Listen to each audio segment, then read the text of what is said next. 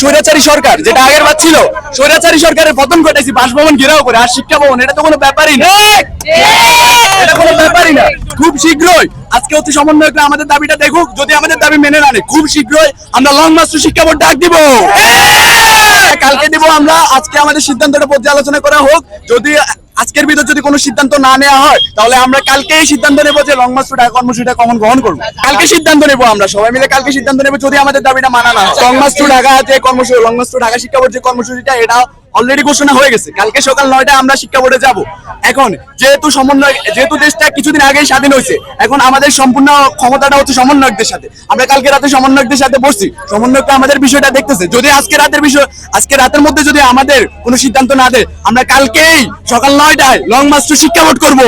আমাদের যে এই যে রুট আউট আমরা তাদের কাছে দাবি করছি, কিন্তু তারা আমাদের দাবি আমাদের কথা তারা কোনো গ্রাহ্য করতেছে না, আমাদের কথা তারা কোনো মানতেছে না।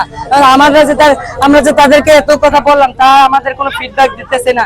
এর জন্য আমরা এই কঠোর কর্মসূচি দিতে বাধ্য হই। হ্যাঁ, আমরা ঘোষণা দিয়েছি সকাল 9টায় কর্মসূচি পালন করা হবে, এবং আমরা সেখানে তাদের ঘেরাও করবো এবং তাদের থেকে তারা কি এক্সপেক্ট করে এবং তারা আমাদের কি শোনায়, তো সেখান থেকে আমরা ভালো ফলাফল আশা করি নিয়ে তারপর আমরা আবার আমাদের ঘরে ফিরবো।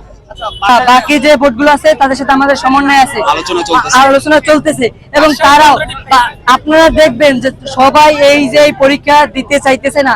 আপনারা আপনাদের অনলাইন যে আপনাদের যে মিডিয়া আছে, আপনাদের অনলাইনের মাধ্যমে আপনারা ভোটিং করেন, দেখবেন যে 96% লোক এই পরীক্ষা দিতে চাইতেছে না।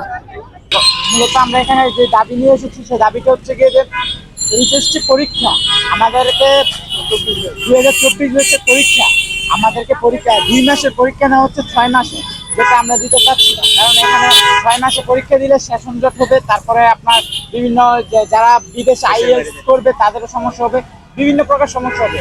তার উপর হচ্ছে গিয়ে আপনার আমাদের অনেক ভাই বৈষম্য বিরোধী ছাত্র আন্দোলনে শহীদ হয়েছে, তাদের প্রতি আমরা করা থাকে না। এবং বর্তমানে প্রায় অনেক ভাই আমাদের এইচএসসি পরীক্ষার্থী, অনেক ভাই এবং আপুরা হসপিটালের শয্যাশয়ী আছে।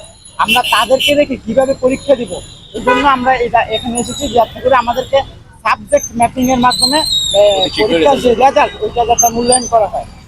আমরা ঢাকা বোর্ডে প্রায় 7টা পরীক্ষা দিয়ে দিয়েছি। আমরা অনেকে মিডিয়ারা প্রচার করতেছেন যে আমরা অটোপাস চাচ্ছি, কিন্তু আমরা অটোপাস চাচ্ছি না, কারণ আমরা তো অলরেডি অর্ধেক পরীক্ষা দিয়েছি। তাহলে আমরা কেন অটোপাস চাইবো?